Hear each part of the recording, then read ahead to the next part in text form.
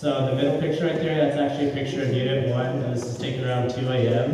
So you can see a lot of the lights are still on, which kind of shows that a lot of people are still staying up and studying.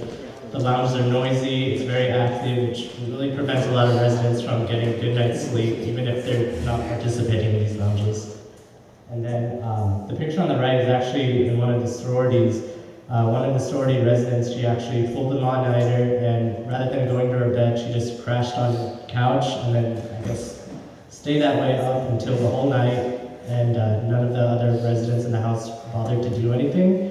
And then, yeah, the leftmost picture is just a pile of assignments that a lot of the residents found within the dorms. So we can see how a lot of people, they tend to prioritize their academic performance over their own health. And especially this is a detrimental effect to their self-care, because a lot of people, they don't realize how these bad habits can have long-term consequences in the future. The next slide shows caffeine, which was another theme of our Photo Voice project. So the picture on the left shows coffee that was brewed until 1 a.m. in one of the Panhellenic study hours, which kind of also promotes like this dependence on caffeine to stay up at night. And when everyone in your house is like drinking coffee at 1 a.m., you're kind of like forced to also, if you want to stay up and study, which kind of promotes an unhealthy lifestyle again. And then the picture on the right, that's actually all Red Bull just for one resident who bought that and finished that all in 1 week just for finals. And yeah, just like having no limits on the amount of Red Bull you can buy from the dining halls or bear market, and you can clearly see that's a pretty unhealthy lifestyle. The next thing that we identified was access to junk food. So students who tend to stay up late at night will snack on lots of junk food because they might not have time to cook themselves a real meal. But most of this junk food has a lot of high sugar and high fat, and those can end up hindering your sleep. The next theme was studying and staying plugged in before bed. So students that may go to sleep, or they go into bed at like 11 p.m., they'll be on their laptop or on their phone until like say 1, 2 a.m. And because of the light from the laptop or your phone, it prevents you from wanting to go to sleep, and so that you end up losing a lot of hours of sleep because you're never on your laptop or your phone before you go to bed. And then final thing that we identified was not respecting quiet hours. So in the dorms, I think quiet hours in the residence halls tend to be from like 10 p.m. till 6 a.m., 7 a.m. And what happens is for students that stay up late, they might be talking to their friends, be on their laptop, be doing really loud noise activities, and that disrupts the sleep of the community who are trying to get a good night's sleep. So hall staff or RAs, might need to go back and really try to reinforce quiet hours within the dorm so everyone in the community can get a good night's sleep. Yeah, so we took the time to collect all this data, and now we'd really like to know what your reactions are to these themes and sort of what ideas you might have for community level action in order to reduce these barriers and hindrances. Go ahead. Thank you for your presentation. I think it's honestly like something that really clicked for me right now. I know like it seems obvious, but like somehow developing the concept that like disrupting quiet hours is like you're like messing with a community agreement, or that it's like it seems it seems really obvious to me. I'm not articulating it really well, but like that this is like a collective health problem that like you're like I don't know, it seems obvious, but like phrasing that in terms of like health in that context, because right now I think people just see these thinking like, oh, you're just being annoying, but you're actually like, depreciating their health. It's not well formed at all, but like I'm trying to work through it, so.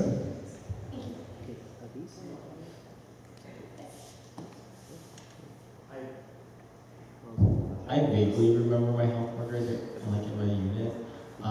So has there been any changes in like health worker responsibilities to be more actively engaged with the residents in each dorm hall, or has it been the same program since 2012, 2013?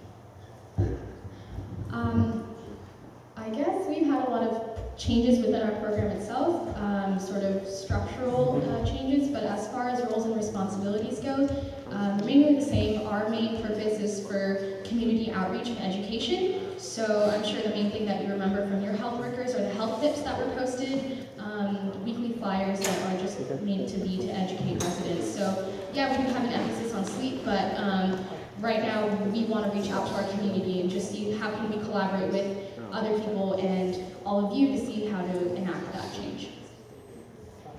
Yeah. I know y'all already do this, like, to say, like, flyers, but I actually, like, being in the Greek and the co-op system, like, I really do think bathroom stall flyers are, like, the best. And especially with something like light and sleep, like, you could do, like, a small diagram about melatonin and serotonin, and, like, people like to feel smart and know things, and we go to Berkeley, and knowing that, like, putting your iPad next to your bed, like, inhibits certain chemical reactions could be cool. So I would think of, like, y'all are doing great work, but definitely flyers and what we do. And with the health program, I know with the Greeks is new flyers every week. And so, and I'm sure y'all already do that, but maybe don't take down the former flyers, like put like a little like, I don't know if y'all already do this, so I'm sorry, I don't know if the norms anymore. But one of those like plastic or something more environmentally friendly pages that you can keep all the previous flyers up in the bathroom so people can like look at them or review them. I don't know. That sounds like a library fix. Thank you. Yeah, go ahead. Yes. Go ahead. This is rather an implicit question, but does Cal Housing still give out, or like, does Cal Housing give out condoms? Not sure about Cal Housing, but yeah, the health worker program does. We provide safe sex supplies, yes. But is that like linked to, I think, like residence halls, or like, sorry, maybe it wasn't called Cal Housing, but like just like all the housing that Cal does provide? I think the RAs are like legally not allowed to. Yeah, I remember that part. Sorry about that. So I guess, okay, alright, so what I meant was like, if that's not possible from the RAs, then is there like a direct way where like they can understand that as like a local resource or route, rather than them having to go to a separate site to be able to get like materials or like advice or like stuff like that? Yeah, so actually the health workers live in peer health resources, so that our health workers actually are residents of the dorms that they serve. So if any residents want resources such as safe sex supplies or tips, resources, they can come to someone who actually lives in their unit or their sorority or iHouse. Does that answer your question? Yeah, no, it really does. I guess something came up with me because like last year, like my RA was just like, no. Yeah. That's why. Thank you so much. Okay. You guys show up hands. 2 more, 3 more, and then we're moving on. In the back over there. Thank you for coming in. I remember when I was in Deutsch in Unit 1, and I remember seeing the health worker postings every single day, and there were office hours every Friday. The problem for me really being that the health worker lived in Slotman, and therefore, so I didn't have key access into the building, and so I never see this health worker. And in my lounge, this person wouldn't ever have office hours in my lounge. So just throughout the entire year, there wasn't anything that I really needed per se, but I wouldn't be able to have access to them. So I was wondering, have there been any changes in that system? Yes, there definitely has. So now our health workers actually have key access to all the buildings that they serve. So for example, if there are 6 buildings in the unit, there are 3 health workers and they serve 2 buildings each. They each have key access to both those buildings. Do they also have programming in each of those buildings? Do they also, for example, host office hours in each of those buildings? That's up to the individual health workers. Some of them might, some of them may not, but we highly encourage them to do that. Thank you. Hi, thank you for coming in and waiting. I was wondering if you have any ideas on how to promote sleep on this campus and make sure that students have the sleep that they need in order to succeed academically. Well, I guess that's kind of why we were here, to hear ideas from all of you. We definitely have our own ideas, and most of our ideas is public health education, and we're sort of limited in our scope in that sense, so we actually came here to hear from all of you and what your ideas were.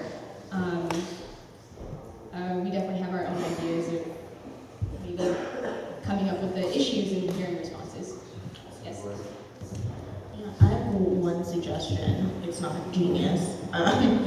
But do you all do any kind of office hours or events in the dining halls that are associated with the residence halls that you're in? Because I feel like doing, like, handing out healthy fruit juices and promoting healthy sleep, that's like, everybody goes to the dining halls to eat. Not everybody comes to office hours, right? So that might be one thing. I agree with Dree about the flyers. Target it on like iPad, iPhone, or just phone screen use, and on caffeine and junk food. I know you already did that, but yeah, those are some ideas. And then I had a reflective question, which is getting to the root problems of these. I think the root problems are unrealistic academic expectations, and also overcrowding in housing. And I was wondering if you felt at all like overcrowding in your residence halls has any effect on these 5 areas. I'm not sure about overcrowding because none of us live in the dorms currently. I don't think the health workers have mentioned that as a big problem. But I think more of the problem that arises with the sleep is that a lot of students, they're all freshmen who live in the dorms, right? So this is like their first time away from their parents, first time like trying to take care of themselves. And a lot of that self-care. And no one's really telling them you should go to bed at this time, you shouldn't take Red Bull at this time. So I think more of the problem lies in the fact that they don't really have experience in self-care, like it's their first time trying to take care of themselves. Thank you. So for remaining comments, we said we were going to cap it at 3. If you could talk to them offline after this, that would be really great because we're bringing that improvement over by a lot. Thank you so much. Moving on to executive officer reports. First, we have President Claudia Ayula.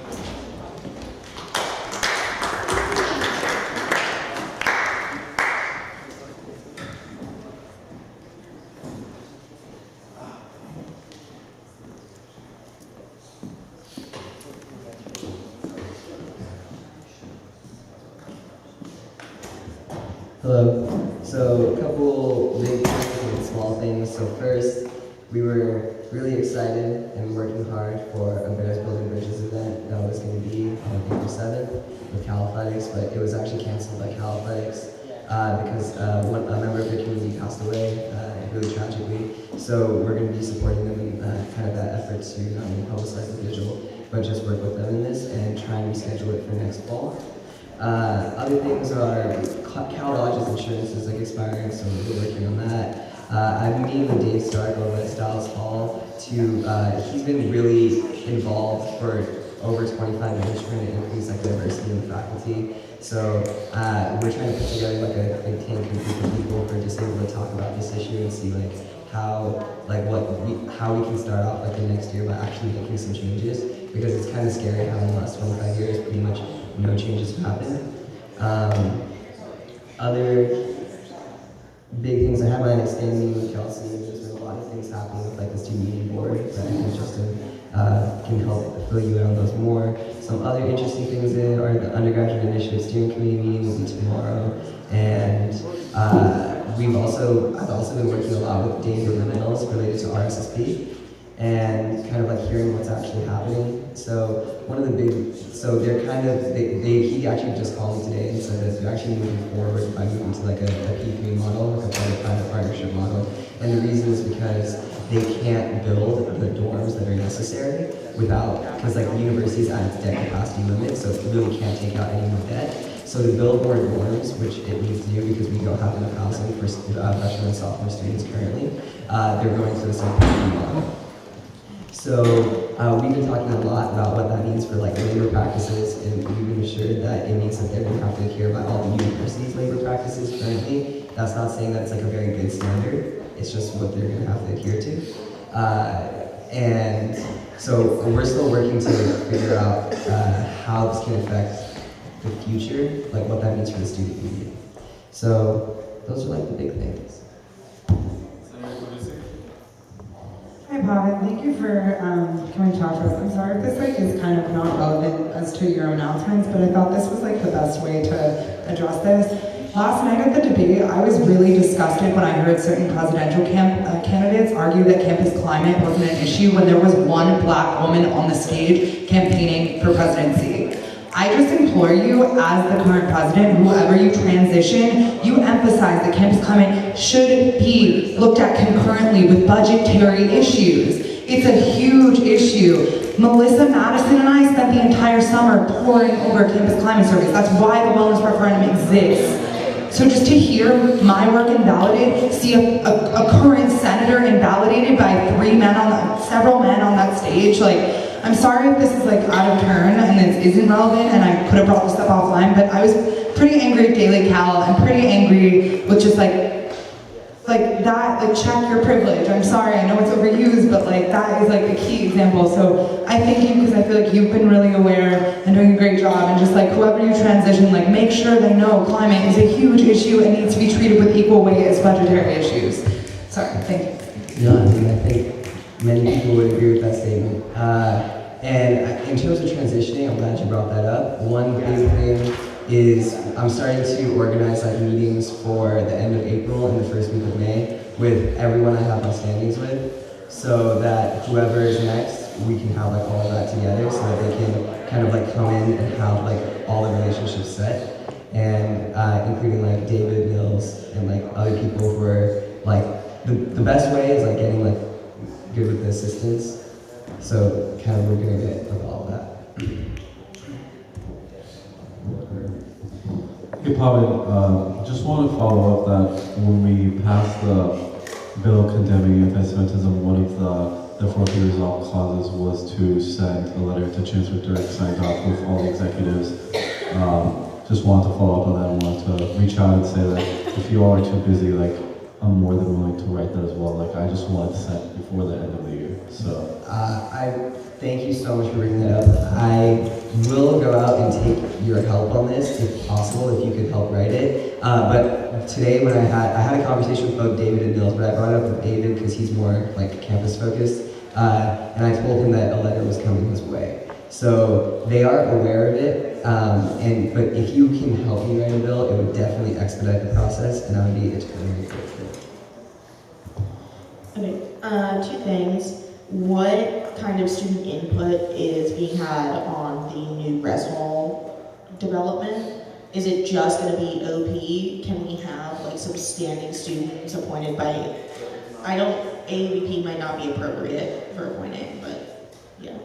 So there's actually a bill introduced by Senator Voter tonight that creates kind of a board of students, and I believe she's working with the Vice Chancellor real estate on it. So if you look at it, it's on tonight's agenda as new business. No, that was great. I'm happy about that. And sorry, I have two questions. The other thing is Dave's idea. I'm just I hate creating new bodies to talk about things that we already know about. Can that be worked in at all with the Chancellor's Committee? Is that being worked in at all? So I agree with you in that it's definitely not going to be a new body. The goal of it is not to be let us come together and talk about this one issue. It's more going to be hey, let's come together and talk. Let's also just keep this other issue in the back of our mind, but let's also understand the goal of it's not to be a committee. It's more supposed to be a group of friends who just are trying to be cognizant about the way that the university is operating. And then figure out from there kind of in a very organic way, what are the ways that each one of these people can then go out and touch the different people who are part of their lives. And then kind of continue to do that in a little bit more bottom up rather than top down. So it's a lot more free flow, so to say. Questions? I'm not sure if this is a question for you, Colin, or you, Justin, but Henry mentioned earlier that the catalog website is going to is being designed by NOD, and I just had a question because I know you had the map ASUC app being designed by NOD, and then we've had no information about how that website's going, so I was kind of wondering why we're choosing NOD, or what is the exact timeline if they are making any website for us? That's, do you know? So that was I don't know about the website for the Cal Lodge. And I know Ivan was the one originally who got in contact with them and was going through that. So I can follow. So we have a baseline website that's currently around right now that was constructed by themselves, and so that's kind of the one that we're working on right now. Any future designs for the website specifically is long term, and so it is a fully functional website right now. There is like a fake Cal Lodge website that our previous manager is like trying to run on the side and then like trying to screw with us basically, but we're trying to any other questions? Cool, thank you, Bob.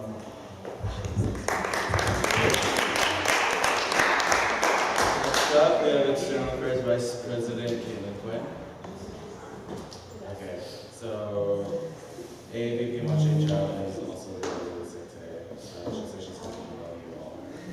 So next up, we have Student Advocate Richard Lujan.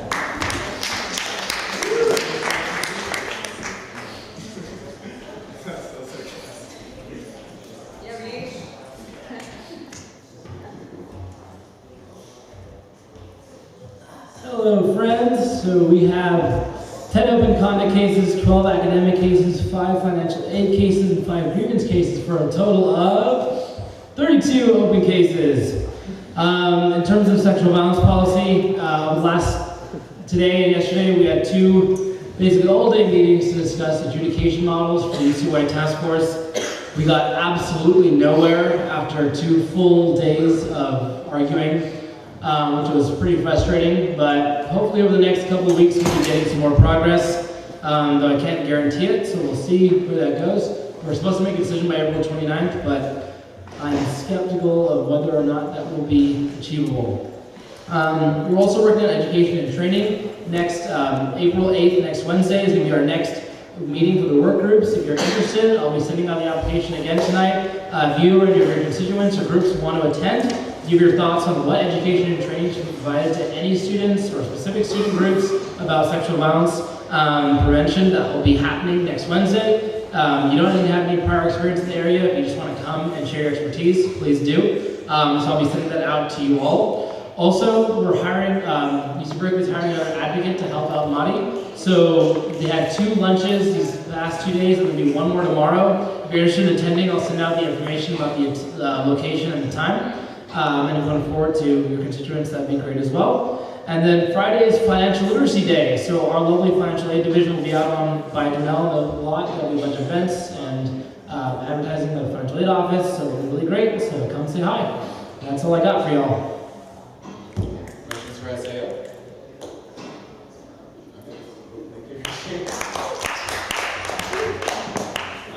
So a couple of updates from EVP. So for Cal Lodge stuff, we already talked about that during our closed session. So if you have any additional questions that you want to actually talk about offline, please let me know. This week I had a really long conversation pertaining to space allocation and MOU for the different parties that are involved, particularly with the Public Service Center, and how their transition process is going to actually look like versus other parties that are the Public Service Center and the ASUC has a very interesting relationship, especially in the building, because while everything else is like ASUC or ASUC Union, Public Service Center is kind of that one standalone entity that's like has a majority of power too. So in MOU number 3, I'm not sure if all of you are knowledgeable about all the MOUs I have in the Lower Sprout, but in MOU 3, the EVP, there's like a weird clause where the EVP does assign space for student organizations in the Public Service Center. Yeah, like that seems really weird to me a little bit, just because like why should I be like either way. But we sat down with the Public Service Center and hashed out that specific clause and tried to figure out how best the ASUC can support the Public Service Center and how they're going to be working with the cubicles, etc. So the general understanding is that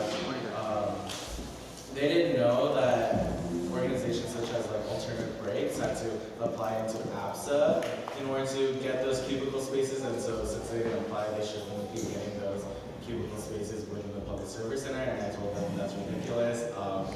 Whatever programs within the public service center should be fostered within that space. And so that was the conversation that came out of it.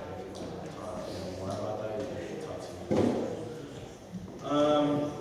I'm going on with just general space stuff. This Saturday we're holding an all-day interview process for different student organizations that identify office space as a critical need for the next year versus K-shapes. And so moving forward, we're going to be having really quick interviews about what exactly they're trying to use that space for. It's nothing too serious, but we have 450 APSA applications, and out of that, 180 of them asked for office space, and we have 30 spaces to give. So, I mean, it sucks, but that's just the reality of the situation that we're in, that we go to school with 1,500 student organizations, and so and all of your student organizations and communities and constituents should be getting an email sometime tonight about this. But if you have additional questions that your student organizations bring up to you specifically, just please let me know. So MOU number 4 is pretty much done. It's going through letters right now. We have to have one final meeting with Abram, Harden, and Chancellor to make sure that all the details concerning those are finalized. And then outside of that, I had a productive meeting with CASA today about course materials and services fees. So currently right now what the situation is that there are specific classes that I'm sure some of you know that require additional fees for taking those particular courses. And that could range anywhere between $8 and $4,800. It's a huge range, but if you take out the outliers, etc., they average to about $86 in these course materials and services fees for specific majors. And so one of the discussions that EVP, I guess, is working on with the subcommittee is figuring how to make this a more equitable process, because not everyone could afford to pay $4,800 for taking a certain class. And that class in particular is within the S1 department, where they take a field trip to Maria or something. So the question is, just because you're a low-income student and can't afford to take a $5,000 trip, does that mean you can't take this course, And so those are the conversations that are currently going on right now. What my opinion is, and any of you can feel free to reach out to me offline to have a more extensive conversation about this. But what one of the proposals is that they're talking about is to increase the course materials fee a little bit more, but have a third of that go back into the financial aid process that could then be transferred into any students who are in need of taking these courses. Yes, a very complicated process, and that's what Vice Chancellor LeGrand was talking about, how this is going to create a lot more bureaucracy. So that is the current trade-off that's being discussed right now. It's just a lot. But yeah, those are my updates. Oh, no, that's not all my updates. We also had the ASUC Student Union Board meeting today, and if Dennis Lee/Ish wants to talk more about that later, they can. But basically, we are 99% finalized with the Chartwells and Amazon/PPA agreement. So moving forward, this will be all hashed out between the new building and the same. Cool. Questions? Can you talk about specifics of the agreement? Can you talk about specifics of the agreement with Amazon right now, or no? Can we do that offline? Yeah, it's really long. Other questions?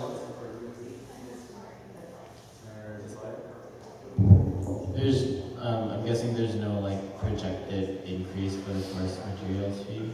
It's just like that. It's not a change in terms. So I sit on that committee, and there are quite a few increases to specific departments. I don't know the results of the actual vote that was taken by the committee, but I know that there were a couple of increases to some fees for some courses in like Chem 3AL or something. Just because the chemistry department, I think they had to do something about increasing the fee in order to like some kind of technological expenses, because oftentimes a lot of non-chem majors take chem classes, which usually comes at a cost to the department, but then at the same time, like they were requesting more expensive fees for like, I mean, and it also varies by major, but they were requesting fees when they already had a surplus in their budget, but the only reason they had a surplus was because they didn't, I mean, the details are very complicated, but I can forward you all the proposals that were given to me. If I think they should be public. If they are, and if not, I can share them with you anyways, just gonna share them. Yeah, I think this is also like a prime example of how bureaucratic this institution really is, because the committee that Juan sits on and this subcommittee of CATSIS that I sit on, it's like doing the same thing, but different timelines, approaching different people. But I know that people within this subcommittee are also on the committee that Juan sits on. And so it's just like this like weird complicated process in which like multiple different channels have to agree on the same thing, but is taking like different meeting spaces to happen. Yeah, whatever.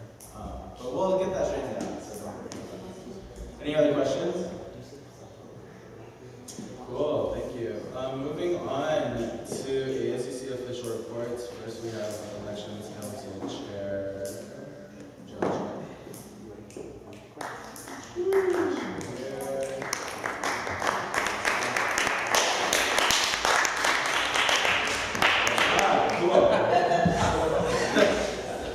So next we have Chief Financial Officer.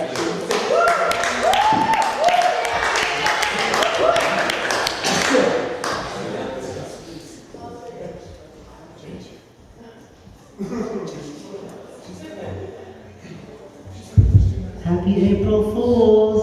Not funny! Yeah, that was a joke. I lost my train of thought. Oh, okay, spring budgeting. Okay, so the allocation, initial allocation is going to come out this coming Monday. Yeah, so be on the lookout for that. I'll send out a mass email to everyone. If you want to, like, if you ask me about, like, how much I'm going to allocate for each group right now, I don't have an answer for you because there are, like, 450 applications. I don't know all the numbers. So you're going to have to email me. I'll try my best to answer your questions. Next week, I'm going to be in the East Coast, so I won't be here, so you'll have to email me if you have other questions. After next Monday, groups will be able to appeal for the initial allocation. Like they have like 5 days to do so. So like appeals application opens from Monday to Friday next week, and then FICOM is going to hear the appeals the following 2 Mondays. Yeah, so there's that. What? Oh yeah, and Sunday. So like there are like 3 appeal dates. We tried to like not go till like 5 a.m. because like wellness. Yes. Yeah. What else? Oh, I don't know if y'all read the Fiscal Accountability Act. Is that what it's called? Yeah. So like the one I drafted, it's pretty insightful. I encourage you all to read it. I don't know if it's possible for GovCom and FICOM to have a joint committee meeting next Monday to look into it. You all can decide on that. Yeah, that's basically my report. Oh, for the Student Union Board, we talked about. So apparently I'm a chair for like the Business and Finance Committee, so now I know. So I'll get on top of that. And we talked about the budget for the SU board. We are currently working very hard on that to make sure that we don't have a deficit. I mean, like the way SU board's accounts are structured, because like they're with the university, so like the two main accounts is like separated for like mysterious reasons. So like one is showing the surplus, one is showing the deficit. We're trying to solve that. We'll give you an update as soon as possible. And we passed several policies in terms of room rentals with the new building, and with policies with like banners. So for example, when a new building opens, the ASUC and GA will have like 2 banner spots like at all times. So like we can use those spots to promote various ASUC events and like maybe elections or with like different campaigns that we're doing, and just so we can like give more updates on that. Yeah, okay. I think I'm done. Any questions? Questions for Kevin? Setting off. Yes, I was wondering if you could give just an overview of how much was asked by student groups this year versus how much we have available in our budget for those student groups? Yes. Okay, I was going to talk about that. I forgot completely. Okay, so we received a total of $1.9 million in requests, but we have a budget of $1.8 million. But keep in mind that student groups requests is not the only thing that we give out. We also give out stipends, office budgets, all the ASUC programs that's like not accounted for in the $1.9 million request. What else? And I also calculated the total needs from certain groups that's like different from the total amount requested. So like they requested a total of $1.9 million. That's what they requested from the ASUC. But I also asked about the budgeting needs and how much the revenues and the expenses they are projecting. And we calculated that there's a total need of $2.7 million. So that's like much higher than what they have requested. I think we all need to make some difficult decisions in terms of where to cut if the referendum doesn't pass. Other questions? Okay. Thank you.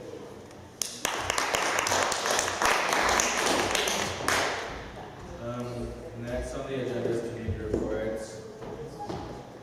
First we have governance and internal affairs.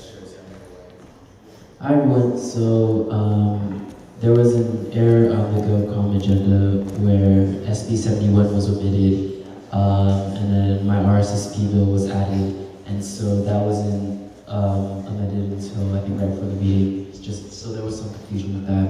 But yeah, my RSSP bill actually went to ECOM. That's been tabled for a week, and we'll talk about that more next week. But SB 71 with amendments is postponed also until next meeting with unanimous consent. And so the original author, Senator Franco, came in and talked about it for a while. And I think we spent a lot of time amending it, and basically we're hoping to rewrite it with language to be an AAVP grant by next week, and Director Klimek is going to be helping with that. We also passed SB 77 with unanimous consent. Thank you. Any questions for Senator Wynn? I just wanted to say, I support the idea of a grant. I wonder how academic it is in nature. So maybe that's something you can consider whether it's appropriate to house that under AAVP or not. But yeah. Any other questions?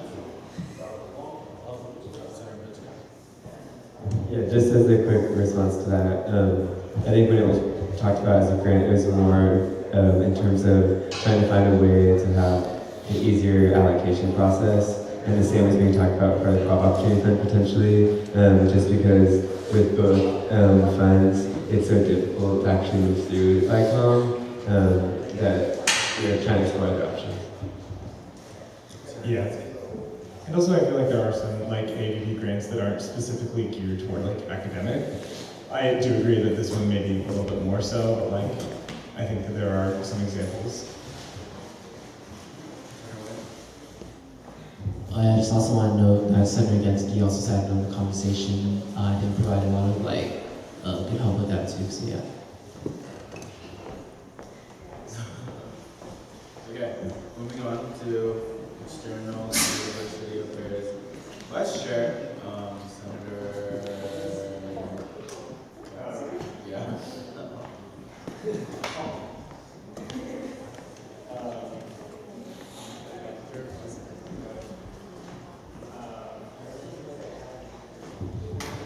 So I believe bill numbers were SB 74 and 76 were passed through.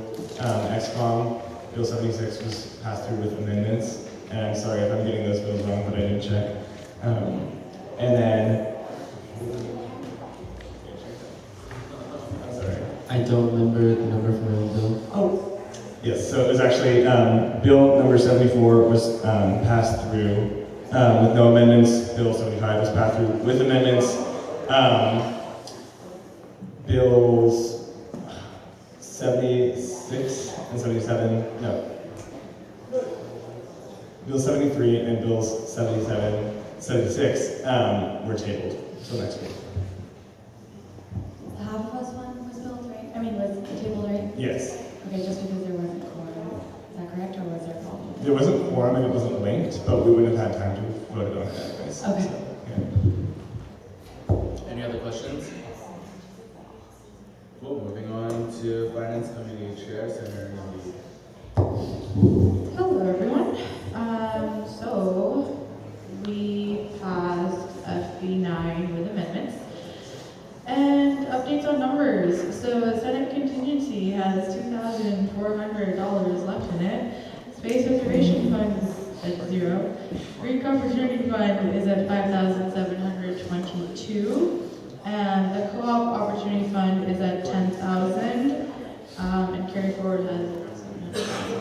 So as you can see, we are almost done with our money. And we have a large number of groups coming in next week as well.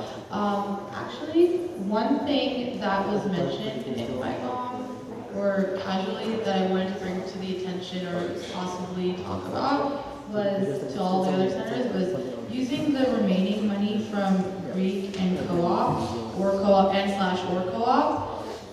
It's all done.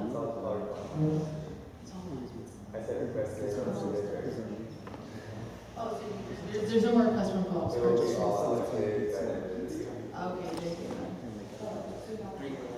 What? okay.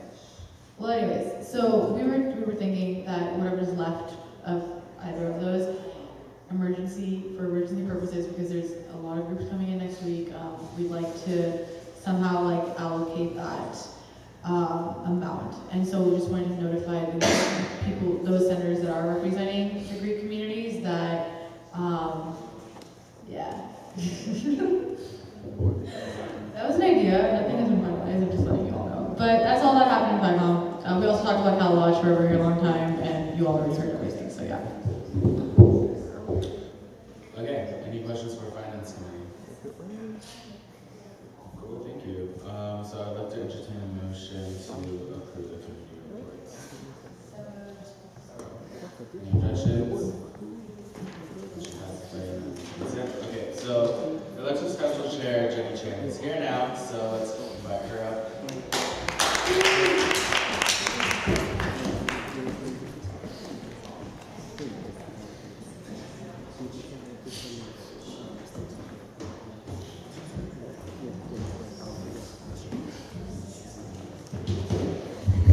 Hi, sorry about that. So the Elections Council is moving into Elections Week next week, and wanted to give everyone a few reminders. So our Elections Publicity Day will be on Monday. It'll be from 10 a.m. to 3 p.m. and it'll be outside Lunel. It'll be between the main benches area, so it's important to remember that there should be no campaigning that that can go on anywhere that's within 10 feet of the official Elections Council held booth. So just make sure that if you are campaigning, you're not coming within 10 feet of that area. And also, we will, during this time, we'll be passing out the official voter info guide, which is now published on the website. So if you go to www.elections.asuc.org, you can see this year's voter info guide there.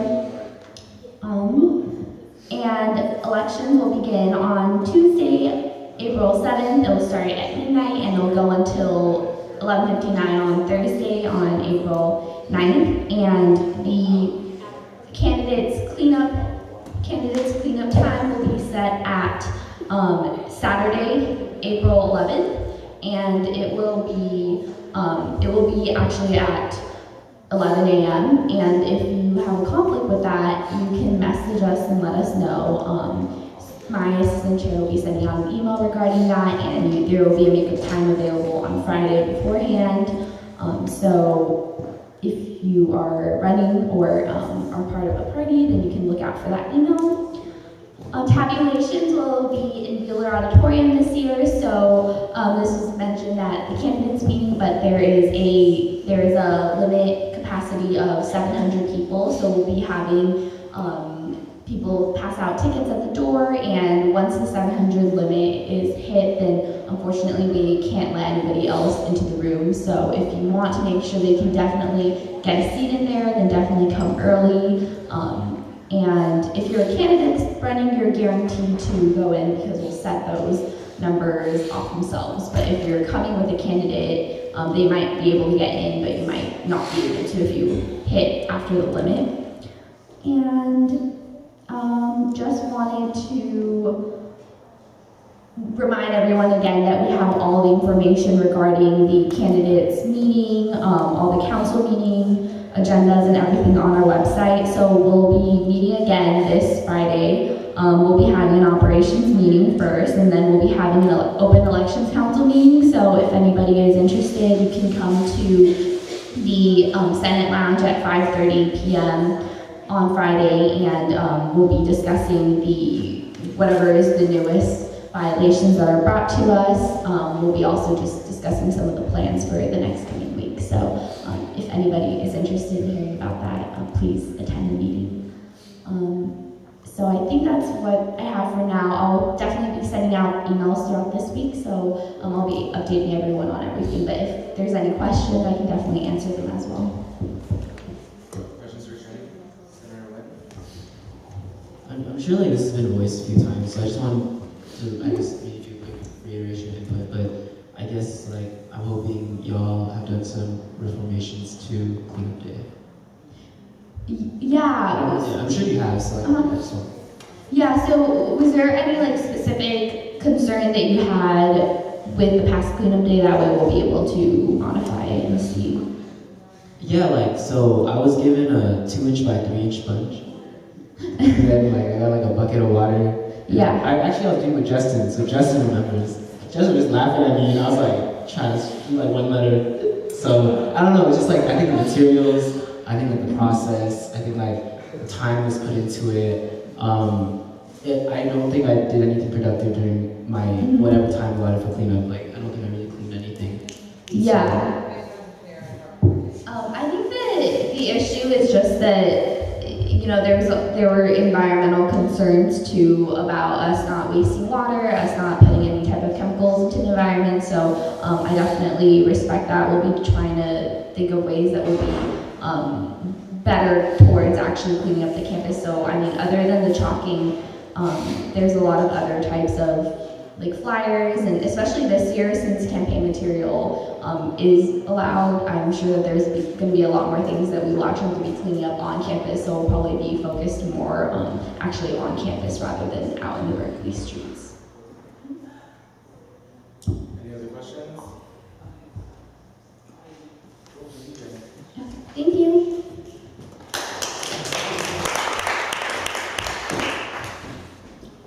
So we're going to be moving on to the consent calendar and the consideration. We have 1, 2, 3, 4, 5 items. Is there anything that's equal for immediate consideration? And also, I just wanted to clarify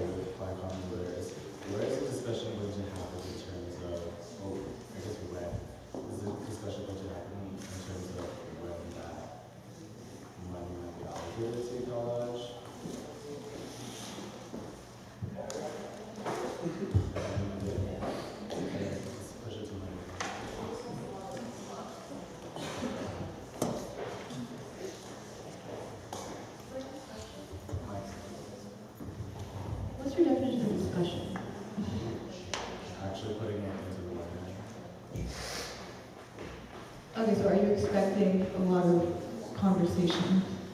I'm asking, do you want to do it now by pulling out FB9 to talk about it here right now, or do you want me to wait and add it to the line item for FB? I'd like to now.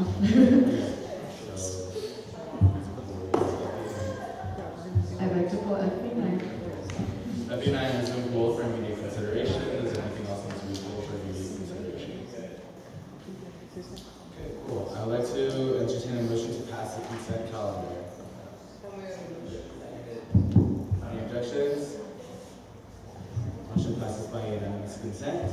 Moving on to immediate consideration is FB9. So I'm going to open it up for FICOM and the rest of the Senate to talk about potentially adding the launch.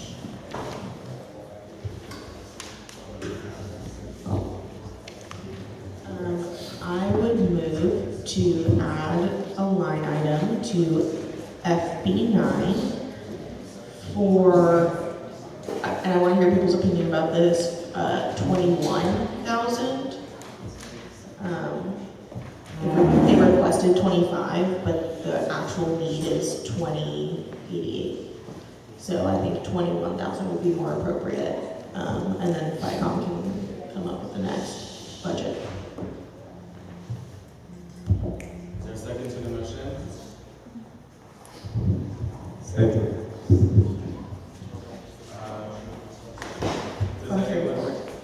From carry forward. Does anyone have any objections to that motion? Do you all want discussion? Yeah, I wish my comment was supportive of it. Just as a little personal funny dig at everyone. I just want to recognize, this pulling in a FICOM bill out onto the floor. Even though you all did discuss it on Monday, this is precedent. We are amending it. It's not going to next week, so that's that. I support it. I seconded it. But here we are, breaking our rules. Any other comments about? You said the total number you got was 21. Just because the total amount of what they're requesting is actually $20,000, $20,088, and they requested $25,000. And I understand why. It's because they are going to have unforeseen costs, and this is going to roll over into future months. But I'd rather just fund closest to the exact need with a tiny bit of wiggle room, and then we can come up with more later. Yeah, actually, I'm just having a brain moment, but could you explain to me what happens if they request $25,000 and then we spend $22,000? It just goes back to us. I would assume it just goes towards future things they request from us in future months, but I'm not exactly sure.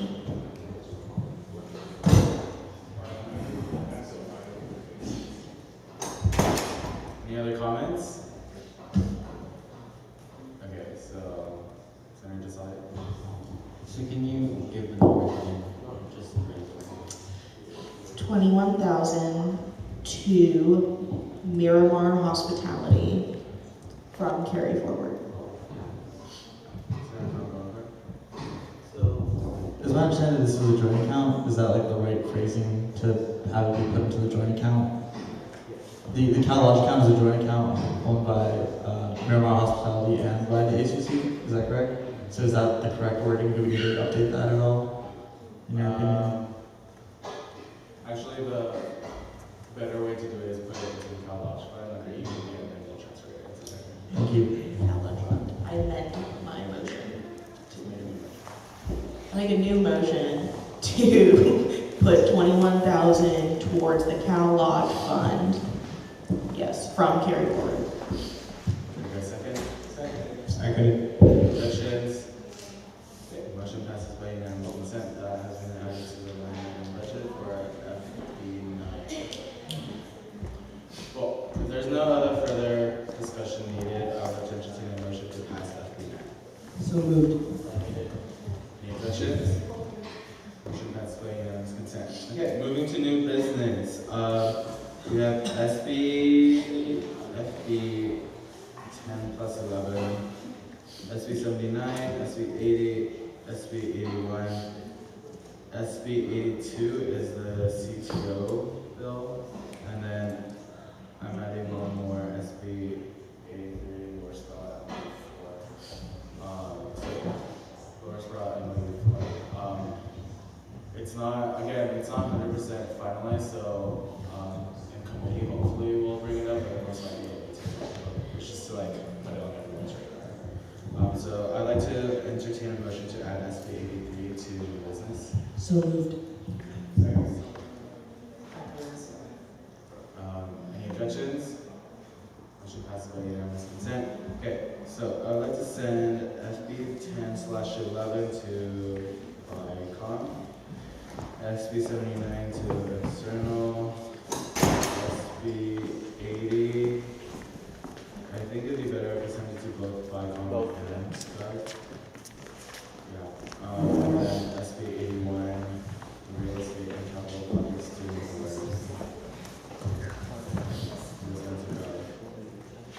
CTO, Forest Brown, and Gov.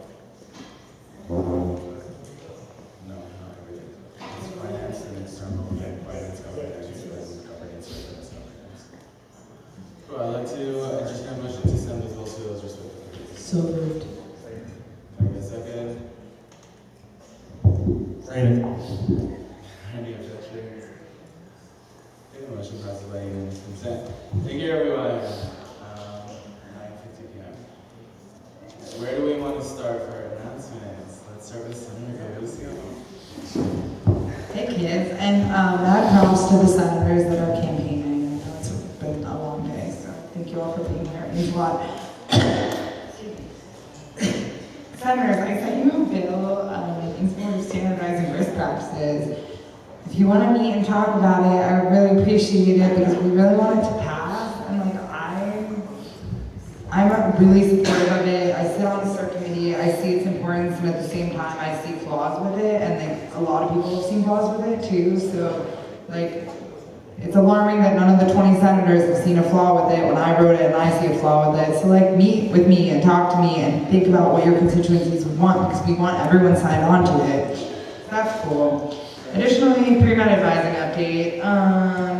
It's kind of cool because they told me they would get advising and then like now no one gets them right now. So that's administrators. So I'm working on that before I graduate. The wellness seminar, the class. Yeah, snaps, but like also another thing I've been kind of boxed out of. Like, so I was really involved and then all of a sudden now I'm not. So I'm meeting with them like later this week. But like originally the idea was that administrators were going to be videotaped, or faculty members would be videotaped and like answering questions by a panel of students of like all walks of life. And now it's just going to be one student who just emailed me, and I don't think that's appropriate. I don't understand where that's coming from, so I'm trying to meet with him to kind of get some clarity because I'm really confused. So those are my projects going on. Oh, and then also vote on the thing that I'm not allowed to say to vote on. Just vote. Neutral.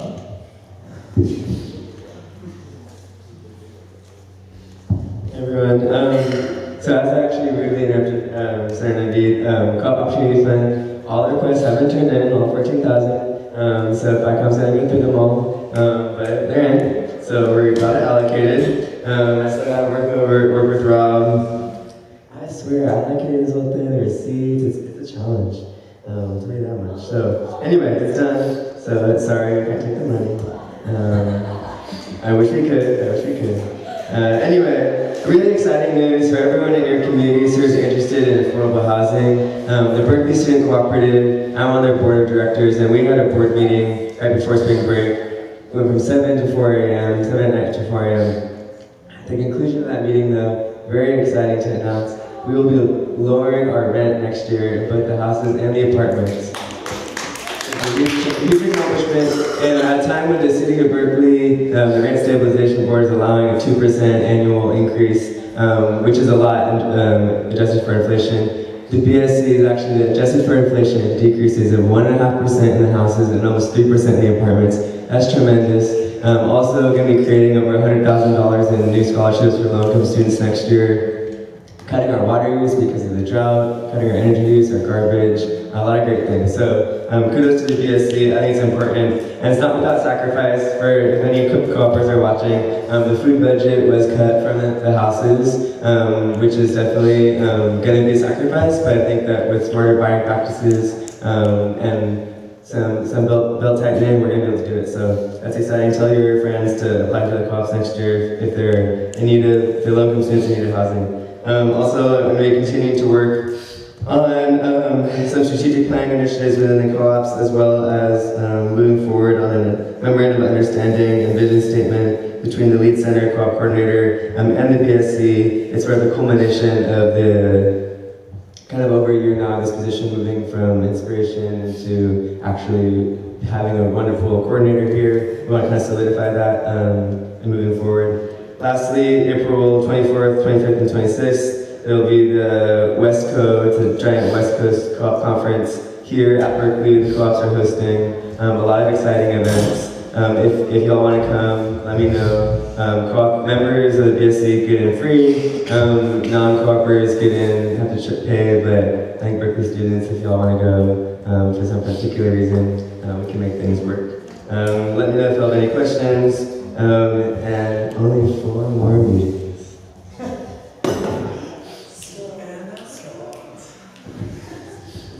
Hi everyone, so there's 2 pretty big events going on in the Filipino community this week. This Saturday, the PAC, the Filipino Association for Health Fairs, is partnering with the Black Students in Health Association and Chicanos, Latinos in Health Education, along with the Asian American Pacific Islander Health Research Group. They're hosting the Minorities in Health Conference, where they help bring in different college students from around the Bay, particularly community college as well as high school students, give them some type of education on post-bac, med school admissions, women in health, and PET. And they're actually raffling off Kaplan review sessions, so that's a good resource.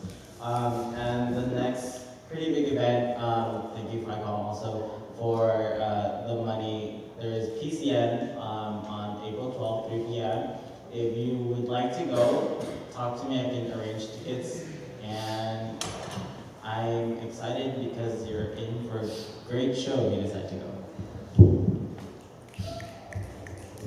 Hey everyone, first off, shout out to the Wellness Reference video. I was watching it and I thought it was so cool because for once there was like an outlet video for the ASUC where elected officials from different parties all came together, and I think that's a really good image. So that's dope. And then the second thing is next Monday, Cal Vietnamese Student Association is going to FICOM for Vision, which is basically an outreach program that reaches out to underprivileged high schools and brings them over here at Berkeley to mentor them about their culture, their identity, and pursuing higher education. And then lastly, April 11th, I'm gonna say this again, I say this every time, but Cal VSA cultural show. I mean, it's gonna be about French influence on Vietnam, basically female trafficking, basically about understanding your culture, about empowering the female voice, about understanding hardships of families and struggle. It's like a real theatrical presentation that has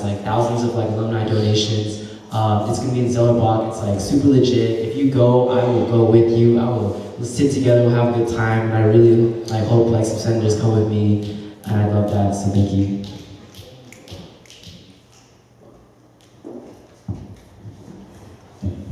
Hi everyone. So texted everyone about the bill coming across City Council April 28th, running a bill against that.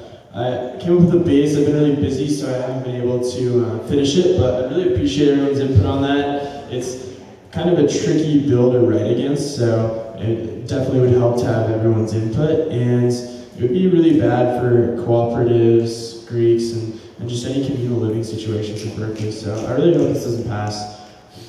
Additionally, this is just a consideration for postponing and tabling Hannah's bill to get a grant instead. If we were to put it in the realm of AAVP, because AAVP is just one person and they're not always necessarily Greek, I think we should put some sort of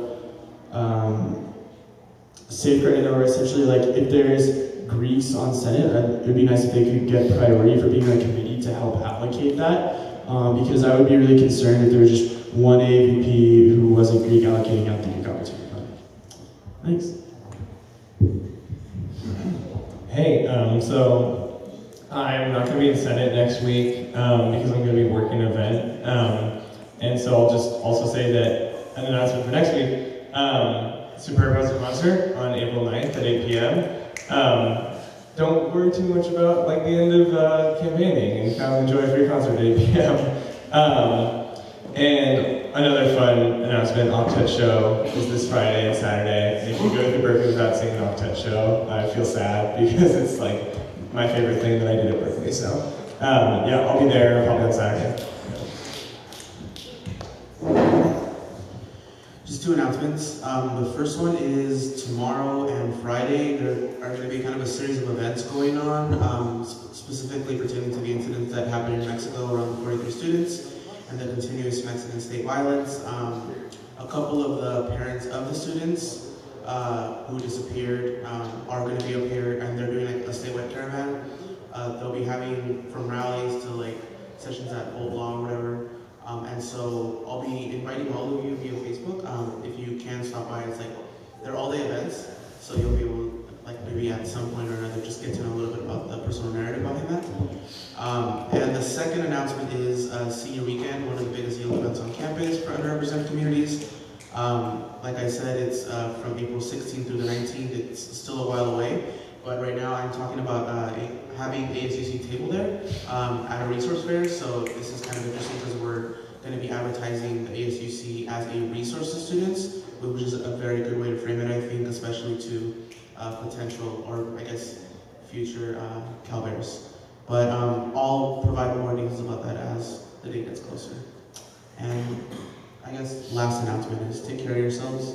It's hard campaigning season, it's midterm season, things are getting really intense, but I mean, how many more meetings? 4? Yeah. 5.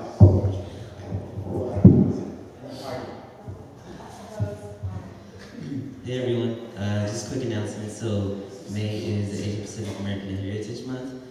My office is hopefully going to be working with APOSITY, which is Asia Pacific American Student Development, to host different workshops and just different events to kind of have more dialogue or just more visibility about the API community as well as culture.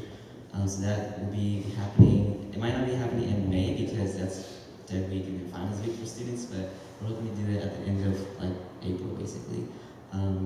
And then last announcement, my office, a lot of folks in the office have been working to organize like a senator's endorsed or senator hosted community banquet to kind of just celebrate the work of different orgs and members within the ACAT community throughout the whole year. So that's going to be something that's going to be happening when everything's more finalized. I'll be sure to let you all know.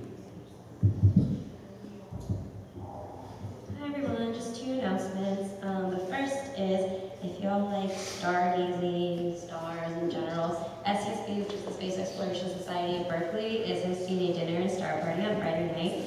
They're the same group that I talked to about last meeting. They recently launched a weather balloon up to 100,000 feet into the air. Really, really cool club, and a lot of physics students will be out there, and we just do a lot of talking about stars, and it's a lot of fun, and we're going up to hike to the Big C after dinner. So definitely check it out, and you can ask me if you want to come. And then we, just to keep you up to date, out of the $9,000 tax fund that we received for STEM Day, we have $3,500 left after we hosted STEM Day, so we're going to be figuring out a way of having either a second event in the end of April or the first week of May, or figuring out something else to do with that money as well. Thank you.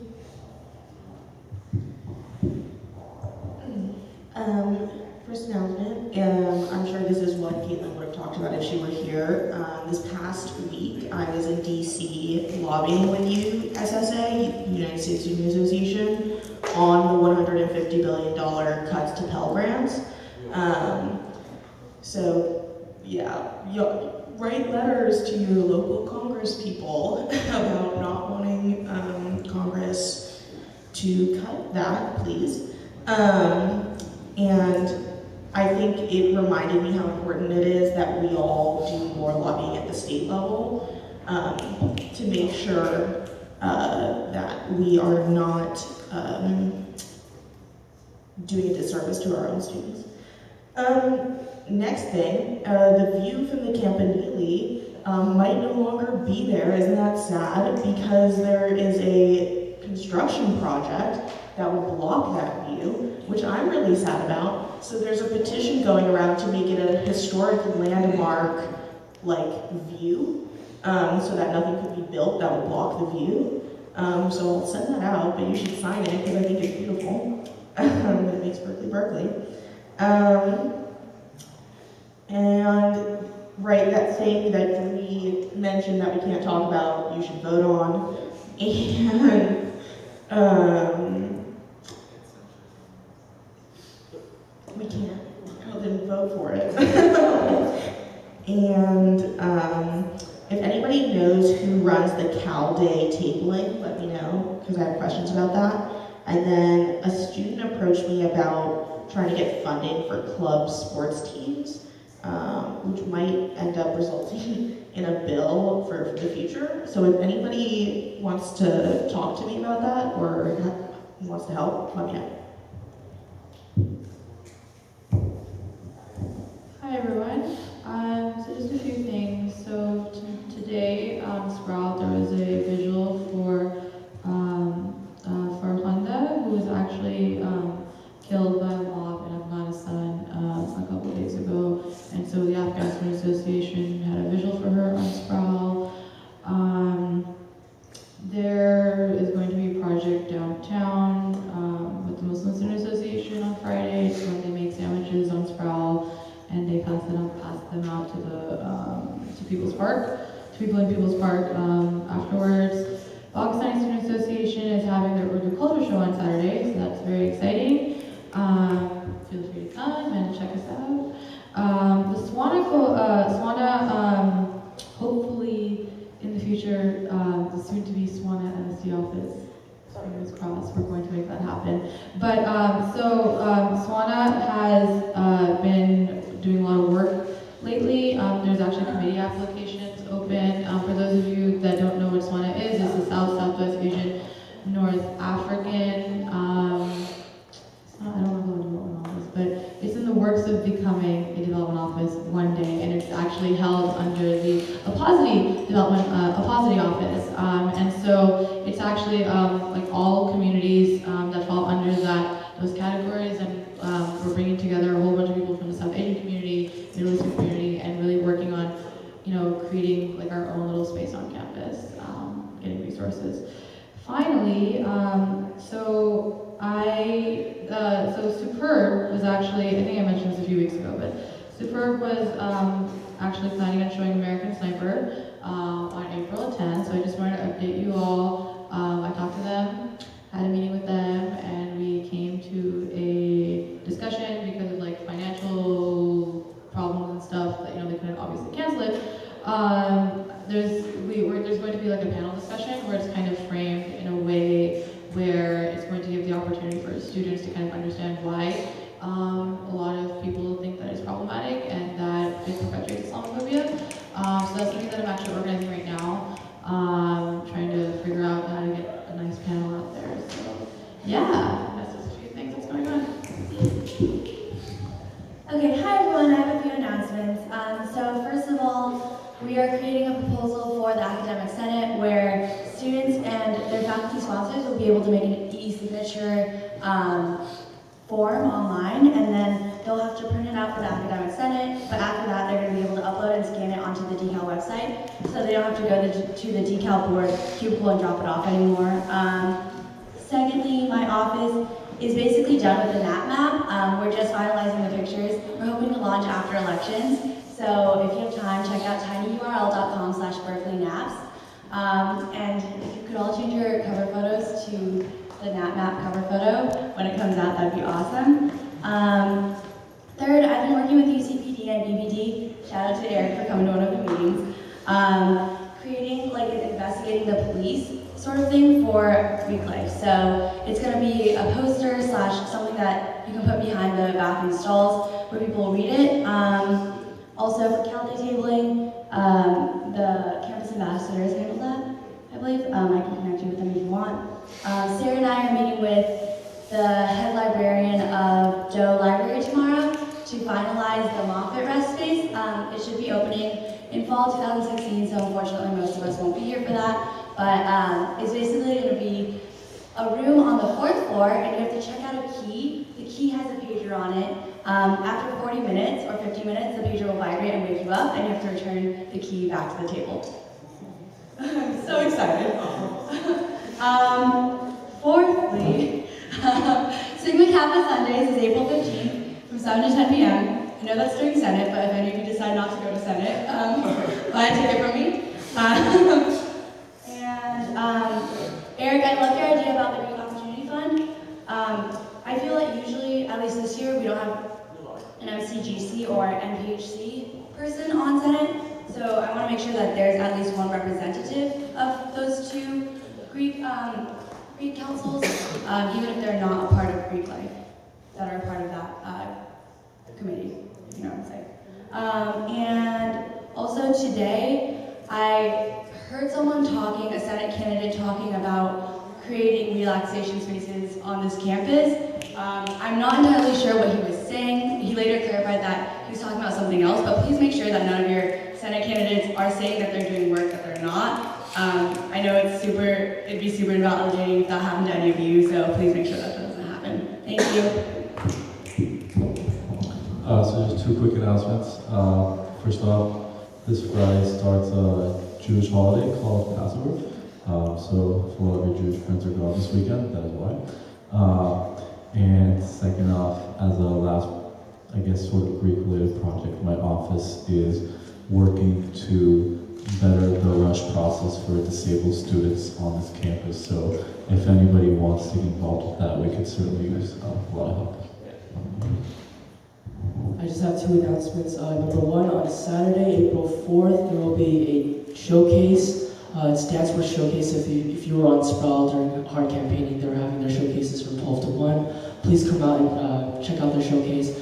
At the same time, there are a couple of Berkeley dance teams that are competing in Stockton, including myself. Like, we're going through Hell Week right now. So, yeah, if you happen to be in Stockton, for whatever reason, the competition's going on. There's a lot of cool Bay Area dance teams that will be there. But yeah, those are my two announcements.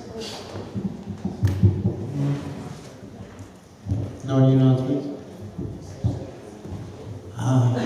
Hey everyone. This is a couple of updates, at least within the engineering community. There's going to be a Celebration of Diversity barbecue at Cloyne this Friday. I think it's hosted by Society of Women Engineers as well as Techrity. So please come out to also the Phi Sigma Rho, which is the Women in STEM social sorority on campus. It has a share tea fundraiser this Friday, so if you all want boba, definitely go and grab it, share tea. Lastly, I know a lot of you have had questions about the Student Technology Fee Committee. We are going through the process for finalizing allocations, hopefully in the next 2 weeks before we send them out to the Chancellor. Unfortunately, the allocation process has closed, so if people are asking you about when they can apply, when they can get more money, tell them next semester we will have money available for them, not only for small projects like we had this semester, but also projects larger than $5,000. So just wanted to put that out there. Hi everyone, one quick announcement. ISA, Indian Student Association, is throwing Holy on April 19th. It's a Sunday. Yeah, come out, it'll be fun, 12 to 3 p.m. 4,000 people came out last year, huge event. Get completely get color thrown on you, it's amazing, it's a great experience. Have fun, yeah, go Bears.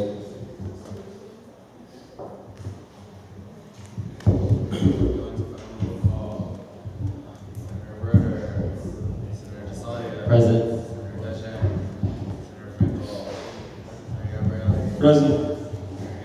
Present. Present. Present. Present. Present.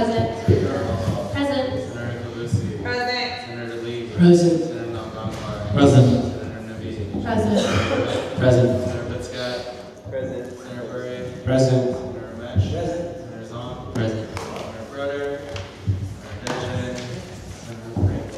Okay, meeting is adjourned at 10:13 p.m.